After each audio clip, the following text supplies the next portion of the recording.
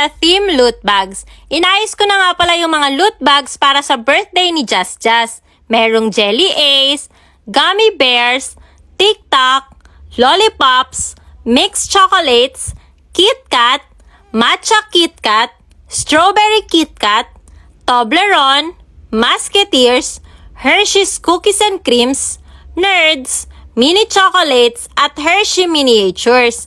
Nilagay ko muna sa hiwa-hiwalay na lagayan lahat para mas organized at mas madaling maglagay sa mga loot bags. Isa sa pinakamasarap gawin kapag ka may birthday ang magayos ng mga loot bags. Isa din kasi to sa mga talagang hinihintay ng mga bata. Kaya talagang kada may birthday kami, pinaghahandaan namin ng loot bags para matuwa talaga yung mga magulang.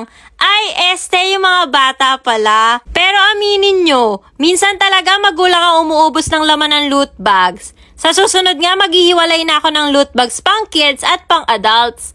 Char! Sinimulan ko na din maglagay sa loot bags. Isang Smarties Mini, isang Nerds Mini, dalawang Hershey Miniatures, isang Milky Way, isang Hershey Cookies and Cream, isang Kit Kat Matcha, dalawang Toblerone, dalawang Musketeers, isang Kit Kat na Red, isang Gummies, dalawang Gummy Bears, isang Tic Tac, at isang Jelly Ace.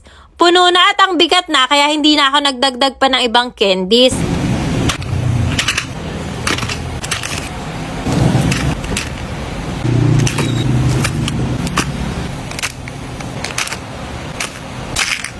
O, diba? Napaka-cute ng smile ng birthday girl sa picture. 50 loot bags nga pala tong ni-ready namin. Okay na yon at may pasobra na din doon.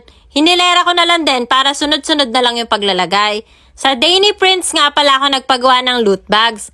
Meron silang FB page and Shopee account. 40 pesos ang isa nitong loot bags. Hindi nga pala nakaprint na direkta yung picture ni Just at yung name niya. Bali nakaangat siya. Gumagawa sila ng iba't ibang styles ng loot bags, depende sa theme at gusto nyo. Sila nga din pala yung nagle-layout. Hindi lang din loot bags ang ginagawa nila. Gumagawa din sila ng souvenirs at invitations ng iba't ibang occasions. Diba, ang dali lang maglagay kapag ka naka-organize lahat. Pinalitan ko nga pala yung gummies ng Chupa Chups Lollipop para lahat ng loot bags may lollipop. Mabilis ang pag-ayos nga lang din pala to habang tulog si Just Just. At ayun, natapos ko na nga lagyan lahat. Nilak ko na nga din pala sila sa gilid. Ini-stapler ko na din bawat gilid para hindi bumuka.